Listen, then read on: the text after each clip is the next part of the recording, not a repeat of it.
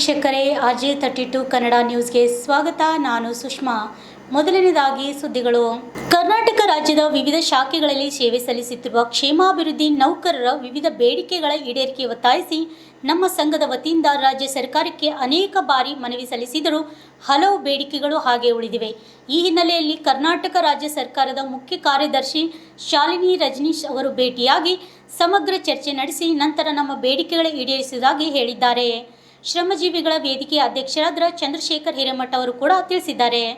ಇಂದು ನಗರದ ಪತ್ರಿಕಾ ಭವನದಲ್ಲಿ ನಡೆದ ಸುದ್ದಿಗೋಷ್ಠಿಯಲ್ಲಿ ಮಾತನಾಡಿದ ಅವರು, ಸರ್ಕಾರದ ಮುಖ್ಯ ಕಾರ್ಯದರ್ಶಿ ಶಾಲಿನಿ ರಜನೀಶ್ ಅವರ ಜೊತೆ ಚರ್ಚೆ ಮಾಡಿದ ನಂತರ ನಮ್ಮ ಬೇಡಿಕೆಗಳನ್ನು ಈಡೇರಿಸಲು ಶೀಘ್ರದಲ್ಲಿ ಸಭೆ ಕರೆಯುವುದಾಗಿ ತಿಳಿಸಿದ್ದು, ನಮ್ಮ ಬೇಡಿಕೆಗಳಾದ ಪಿಂಚಣಿ ಸೌಲಭ್ಯ, OPS ಪ್ರಕಾರ ರಜೆಯ ನವೀಕರಣ, ವಾರ್ಷಿಕ ವೇತನ ಬಡ್ತಿ, ಹಬ್ಬದ ಮುಂಗಡ ಸೇರಿದಂತೆ ವಿವಿಧ ಬೇಡಿಕೆಗಳನ್ನು ಈಡೇರಿಸಬೇಕು ಎಂದು ತಿಳಿಸಿದರು. ಅವರಿಗೆ ವಿಶೇಷ ಕಾನೂನು ರಚನೆ ಮಾಡಿ ಕಾಯಂ ಮಾಡ್ತಿದ್ವಿ. ರಾಜ್ಯ ಸರ್ಕಾರ 2 ಸರ್ತಿ ಅದಕ್ಕೆ ಕ್ಯಾಬಿನೆಟ್ ಸಬ್ ಕಮಿಟಿ ಮಾಡಿ ಆಮೇಲೆ ಅವ್ರ ವರದಿ ಆಧರಿಸಿ ವಿಶೇಷ ಮೇನ್ಗಳನ್ನು ರಚನೆ ಮಾಡಿ ಕಾಯಮತಿ ಮಾಡಿದ್ರು. ಮಾಡುವಾಗ ನಮ್ಗೇನು ಹೇಳಿದ್ರು, ರಾಜ್ಯ ಸರ್ಕಾರಿ ನೌಕರರಂತೆ ಇವರನ್ನು ನಾವು ಪರಿಗಣಿಸಿ ಅವರಿಗೆ ಕೊಡುವಂತ ಎಲ್ಲ ಸವಲತ್ತುಗಳನ್ನು ಇವರಿಗೂ ಇನ್ಸ್ಟ್ರಕ್ಷನ್ ಆಗಬೇಕು ಅಂತ ಹೇಳಿದ್ರು. ಆದ್ರೆ ಕಾಯಮತಿ ಆದೇಶ ಕೊಡುವಾಗ ಇವರಿಗೆ ಅಂದು ಕೂಡ ಮುಖ್ಯಮಂತ್ರಿ ಸಿದ್ದರಾಮಯ್ಯ ಇರಬೇಕು, ಅಂದ್ರೆ ಮೊದಲೇ ಅವಧಿ. ಅವರು ಈಗ ಹಣಕಾಸಿನ ಸ್ವಲ್ಪ ಕೊರತೆ ಇದೆ, ನಾನು 75% BA HRA ಕೊಡ್ತೀನಿ, ಆಮೇಲೆ 100% ಕೊಡ್ತೀನಿ ಅಂತ ಹೇಳಿದ್ರು. ನಾವು ಬಹಳ ವಿಳಂಬ ಆಗೋದ್ರಿಂದ ಅವತ್ತು ಕೊಡ್ತಿದ್ವಿ, ಆಮೇಲೆ ಅದನ್ನು 90% ಇದುವರೆಗೂ 100% ಮಾಡಿದ್ವಿ. ಮತ್ತೆ ಇವತ್ತು ನೌಕರರಿಗೆ ಏನ್ ಸವಲತ್ತು ಕೊಡ್ತೀವಿ ಅದನ್ನೆಲ್ಲ ಕ್ಷೇಮಾಭಿವೃದ್ಧಿದವ್ರಿಗೆ ಕೊಡ್ತೀವಿ. ಯಾಕಂತಂದ್ರೆ ಇವ್ರ nature of work, permanent employees nature of work ಎಲ್ಲ ಒಂದು. ಇವರು ಎಲ್ಲ PWD, ಜಿಲ್ಲಾ ಪಂಚಾಯತ್, ಅರಣ್ಯ ಇಲಾಖೆ ಎಲ್ಲ ಕಡೆ ಪರ್ಮನೆಂಟ್ ಎಂಪ್ಲಾಯ್ಸ್ ಏನ್ ಕೆಲಸ ಮಾಡ್ತಾರ ಅದೇ ತರ ಕೆಲಸ ಮಾಡ್ತಾರೆ. ಇವರು ಕ್ಲರಿಕಲ್ ಇದ್ದಾರ, ವಾಚರ್ಸ್ ಇದ್ದಾರ, ಪ್ಯೂನ್ ಅಟೆಂಡರ್ ಇದ್ದಾರ, ಡ್ರೈವರ್ಸ್ ಇದ್ದಾರ, ಮತ್ತೆ ಕಂಪ್ಯೂಟರ್ ಆಪರೇಟರ್ ಇದ್ದಾರ. ಈ ತರ ಎಲ್ಲ ನಿರಂತರ ಕೆಲಸ ಮಾಡುವಂತವ್ರಿಗೆ ಕೊಡ್ಬೇಕು ಅಂತ ಹೇಳಿ ನಾವು ಹೇಳಿದ್ವಿ. ಆವಾಗ ಇವರಿಗೂ ಕೂಡ ಪೆನ್ಷನ್ಗೆ ಎಲಿಜಿಬಲ್ ಮಾಡ್ತೀನಿ ಅಂತ ಹೇಳಿ. ಆಮೇಲೆ ಗ್ರಾಚ್ಯುಟಿ ಕೂಡ ಕೊಟ್ಟಿರ್ಲಿಲ್ಲ, ನಾವು ನಿರಂತರ ಪ್ರಯತ್ನ ಮಾಡಿ ಗ್ರಾಚ್ಯುಟಿ ಕೊಡ್ತೀವಿ. ಇವಾಗ ಪೆನ್ಷನ್ ಕೇಳೋಣ, ಅದು ಸ್ವಲ್ಪ ಆರ್ಥಿಕ ಪರಿಸ್ಥಿತಿ ಸರಿ ಇಲ್ಲ, ಹಂಗ ಹಿಂಗ ಗುಂಪು ನೆಪ ಇಡ್ತಾ ಇದ್ರು. ನಾವು ಪ್ರತಿ ಸಾರಿ ಏನು ಇವರಿಗೆ ಪೆನ್ಷನ್ ಕೊಡ್ಬೇಕು ಅಂತ ಹೇಳಿ ಮನವಿ ಕೊಟ್ಟಾಗ ಅದು ಕಾನೂನು ಇಲಾಖೆದವ್ರೊಂದು, DTR ದವ್ರೊಂದು ಏನೇನೋ ಒಪಿನಿಯನ್ ಕೊಟ್ಟು ಆ ಫೈಲ್ ಅಲ್ಲೇ ಓಡ್ತಾ ಇರ್ಲಿಲ್ಲ. ಅದಕ್ಕೆ ಮೊನ್ನೆ ಸರ್ಕಾರದ ಮುಖ್ಯ ಕಾರ್ಯದರ್ಶಿ ಆದಂತ ಶಾಲಿನಿ ರಜನೀಶ್ ಅವರಿಗೆ ನಾವು ಸಂಘದ ಎಲ್ಲ ಪದಾಧಿಕಾರಿಗಳು ಭೇಟಿಯಾಗಿ ಅವರಿಗೆ ಸಮಗ್ರವಾಗಿ ಅವ್ರ ಜೊತೆ ಚರ್ಚೆ ಮಾಡಿ ಹೇಳಿದ್ವಿ. ನಾವು ಹೇಳೋದೊಂದು, ಅವ್ರ ವರದಿ ಕೊಡೋದೊಂದು, ಈ ತರ ಆಗ್ತಾ ಇದೆ. ಅದಕ್ಕೆ ದಯವಿಟ್ಟು ನಮ್ಮ ಸಮಕ್ಷಮದಲ್ಲಿ ಎಲ್ಲ DTR, ಕಾನೂನು ಇಲಾಖೆ ಮತ್ತು PWD, ಜಿಲ್ಲಾ ಪಂಚಾಯತ್, ಅರಣ್ಯ ಇಲಾಖೆ ಎಲ್ಲ ಪ್ರಧಾನ ಕಾರ್ಯದರ್ಶಿಗಳಿಗೆ ತಂದು ನಮ್ಮ ಜೊತೆ ಒಂದು ಸಭೆ ಮಾಡಿಸಿ ಆ ಸಭೆಯಲ್ಲಿ ಏನ್ ಇತ್ಯರ್ಥ ಆಗ್ತದ ಆಗ್ಲಿ ಅಂತ ಹೇಳಿದಾಗ ಮೇಡಮ್ ಅವರು ಅದಕ್ಕೆ ಒಪ್ಪಿ ನಾನು ಶೀಘ್ರದಲ್ಲಿ ಒಂದು ಸಭೆ ಕರೀತೀನಿ ಅಂತ ಹೇಳಿ ಹೇಳ್ತಾ ಇದ್ದಾರೆ. ನಾವು ಕೂಡ ಅದಕ್ಕೆ ಕಾತರರಾಗಿದ್ದೀವಿ. ನಮ್ಗೆಲ್ಲ ಗೊತ್ತಿರಬೇಕು, ಈ ಮೊದಲು ಅನೇಕ ಸಾರಿ ಪ್ರಿನ್ಸಿಪಲ್ ಸೆಕ್ರೆಟರೀಸ್ ಅಂದ್ರೆ 27 ಇಲಾಖೆಯ ಎಲ್ಲ ಪ್ರಧಾನ ಕಾರ್ಯದರ್ಶಿಗಳ ಸಭೆ ನಾವು ಅನೇಕ ಸಾರಿ ಮಾಡಿ ಈ ಸಮಸ್ಯೆ ಇತ್ಯರ್ಥ ಮಾಡಿದ್ವಿ. ಈಗ ನಮ್ಮ ಪ್ರಮುಖ ಬೇಡಿಕೆ 4 ಇದೆ. ಒಂದು ವೇಳೆ ಮಾರ್ಚ್ 31ರ ಒಳಗೆ ಬೇಡಿಕೆಗಳನ್ನು ಈಡೇರಿಸಲು ಹೋದರೆ ಏಪ್ರಿಲ್ ಮೊದಲ ವಾರ ಬೃಹತ್ ಪ್ರತಿಭಟನೆ ಮಾಡಲಾಗುವುದು ಎಂದು ಹೇಳಿದರು. ಓಲ್ಡ್ ಪೆನ್ಷನ್ ಸ್ಕೀಮ್ ಅದರ ಪ್ರಕಾರ ಸರ್ಕಾರಿ ನೌಕರರು ಯಾವ ಥರ ಪೆನ್ಷನ್ ಕೊಡ್ತಾರ ಅದೇ ಥರ ಇವರಿಗೂ ಪೆನ್ಷನ್ ಕೊಡಬೇಕು. ಈಗಾಗಲೇ ನಮ್ಮ ಕ್ಷೇಮಾಭಿವೃದ್ಧಿ ನೌಕರರು ನಿವೃತ್ತಿಯಾಗಿ 4 ವರ್ಷ 7-8 ವರ್ಷ ಆಯಿತು.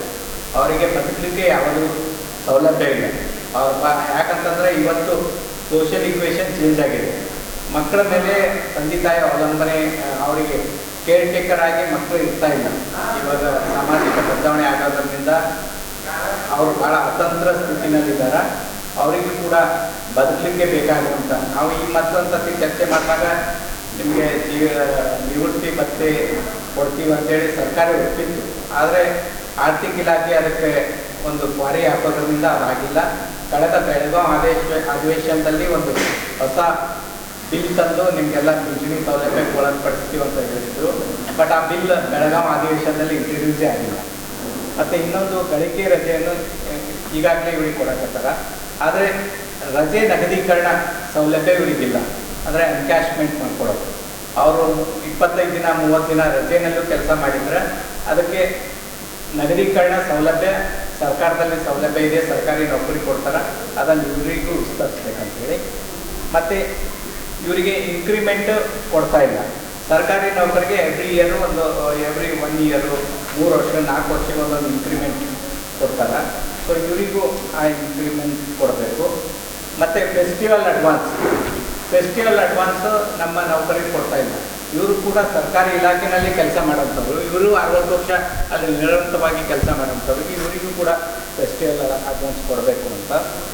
ಮತ್ತು ಇವರಿಗೆ ಹೆಲ್ತ್ ಇನ್ಶೂರೆನ್ಸ್ ಯಾವುದೂ ಇಲ್ಲ, ಹೆಲ್ತ್ ಫೆಸಿಲಿಟಿ. ಇವತ್ತು ಭಾಳ ಜನರಿಗೆ ವಯಸ್ಸಾಗಿದೆ, ಕಾಯಿಲೆಗಳು ಭಾಳ ಬರ್ತದೆ. ಕಾಯಿಲೆ ಬಂದಾಗ ಅವರು ಲೀವ್ ಹಾಕಿ ತಮ್ಮ ಕೈಯಿಂದ ದುಡ್ಡು ಕೊಟ್ಟು ಅವರು ಉಪಚಾರ ಮಾಡ್ಕೋಬೇಕು, ಅಡ್ಮಿಟ್ ಆಗಬೇಕು, ಈ ಥರ. ಅದಕ್ಕೆ ಇವರಿಗೂ ಕೂಡ ಸರ್ಕಾರಿ ನೌಕರಿ ಕೊಡುವಂತೆ ಒಂದು ಇನ್ಶೂರೆನ್ಸ್ ಸ್ಕೀಮನ್ನೇ ಮಾಡಲಿ, ಅಥವಾ ಎನ್ಕ್ಯಾಶ್ಮೆಂಟ್ ರಿಎಂಬರ್ಸ್ಮೆಂಟ್ ಫೆಸಿಲಿಟಿ ಅದವರೇ ಮಾಡಲಿ ಅಂತೇಳಿ ನಾವು ಈ ಒಂದು 5 ಪ್ರಮುಖ ಬೇಡಿಕೆ ಇಟ್ಕೊಂಡು ಮುಖ್ಯ ಕಾರ್ಯದರ್ಶಿ ಅವರಿಗೆ ಸಭೆ ಕರೆದು ಕೇಳಿದ್ವಿ. ನಾವು ಯಾವುದೇ ಕಾರಣಕ್ಕೆ ಆ ಸಭೆಯಲ್ಲಿ ಏನು ಇತ್ಯರ್ಥ ಆಗ್ತದೋ ನಮ್ಗೆ ಗೊತ್ತಿಲ್ಲ. ಆದರೆ ನಮ್ಮ ಒತ್ತಾಯ ಏನಿದೆ ಅಂತ ಹೇಳಿದ್ರೆ ಮಾರ್ಚ್ 31 ಒಳಗಡೆ ನಮ್ಮ ಎಲ್ಲ 5 ಬೇಡಿಕೆ ಈಡೇರಿಸಬೇಕು. ಇಲ್ಲದೇ ಇದ್ರೆ ನಾವು ಈ ಮೊದಲು ಇಡೀ ರಾಜ್ಯದ ಎಲ್ಲ ನೌಕರರು ಸೇರಿ ಬೆಂಗಳೂರಿನಲ್ಲಿ ಅನೇಕ ಸರ್ತಿ ನಾವು ಹೋರಾಟ ಮಾಡಿದ್ವಿ.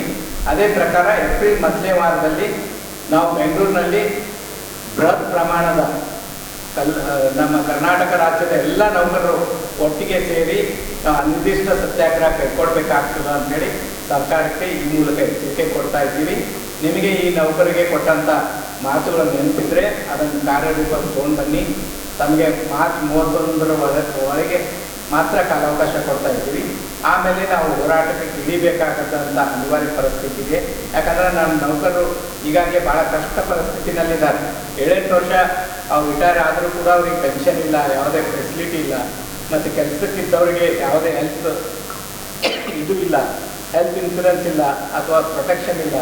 ಅದಕ್ಕೆ ಎಲ್ಲ ನ್ಯಾಯಬದ್ಧವಾದ ಬೇಡಿಕೆಗಳನ್ನು ಸರ್ಕಾರ ಬಹುಬೇಗ ಈಡೇರಿಸಲಿ ಅಂತೇಳಿ ಈ ಪತ್ರಿಕಾಗೋಷ್ಠಿಯ ಮೂಲಕ ನಾನು ಸರ್ಕಾರಕ್ಕೆ ಒತ್ತಾಯ ಮಾಡ್ತೀನಿ.